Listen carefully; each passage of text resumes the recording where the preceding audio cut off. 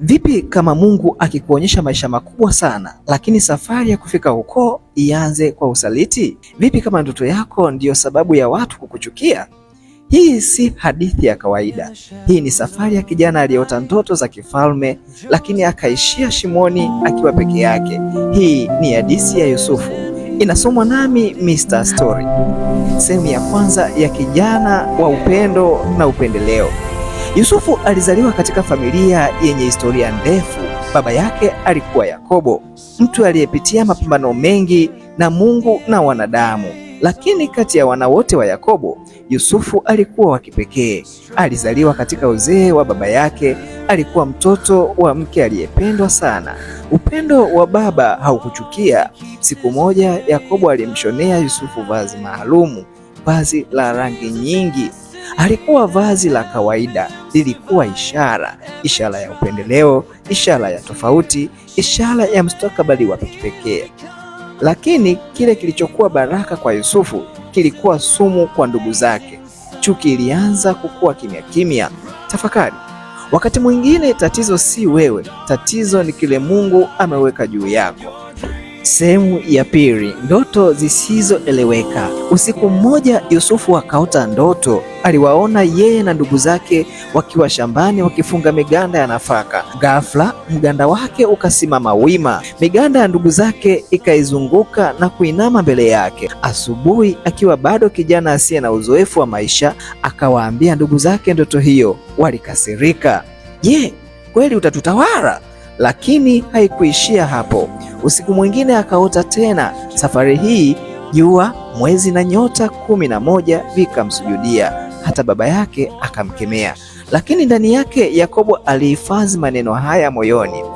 Tafakari ya kina. Ndoto za Mungu hazieleweki mwanzoni na mara nyingi hazipokewi kwa shangwe. Ndoto huinua, lakini kabla haijainua huleta upinzani. Hebu twende sehemu ya tatu. Safari ya usaliti. Siku moja ndugu zake walikuwa mbali wakichunga mifugo. Yakobo akamwita Yusufu, nenda ukaone hali ya ndugu zako. Yusufu akaenda. Hakujua safari hiyo itabadilisha maisha yake milele. Ndugu zake walipomwona kwa mbali wakasema kwa dhihaka, tazama yule mwotaji anakuja. Chuki yao sasa haikuwa maneno tu, ilikuwa mpango. Walipanga kumuua. Lakini mmoja wao akasema, tusimuue, tumtupe shimoni. Wakamvua lile vazi la rangi, vazi la upendo, vazi la heshima, vazi la ndoto, wakamtupa shimoni. Biblia inasema shimo lilikuwa tupu, hakukuwa na maji, ni giza, ni baridi na kimya, na juu yake sauti za ndugu zake wakila chakula kana kwamba hakuna kilichotokea. Tafakari yenye maumivu. Hakuna uchungu kama usaliti wa watu unaowaita familia. Hebu tuangalie sehemu ya 4. Kuuzwa kama mali.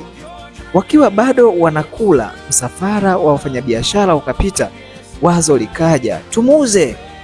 Wakamtoa shimoni, wakamuuza kwa vipande 20 vya fedha. Fikiria hilo, ndoto ya kifalme imebadilishwa kuwa bei ya mtumwa. Anaondoka nyumbani akiwa amefungwa. Hakuna mtu wa kumtetea, hakuna anayejua maumivu yake, lakini kuna mstari mmoja wa siri ambao hubadilisha kila kitu. Mungu alikuwa bado anaangalia. Siri kubwa, wakati watu wanakuona kama mzigo, Mungu anakutazama kama mradi. Hitimisho lenye uzito. Sehemu ya kwanza ya maisha ya Yusufu inaishia hapa. Hakuna ushahidi bado, hakuna ikulu bado, hakuna heshima bado, ni shimo tu na minyororo. Lakini ndoto haijafa. Shimo halikuwa mwisho, lilikuwa mwanzo wa maandalizi. Mimi ni Mr. Story. Usisahau kusubscribe na kushare hadithi hii.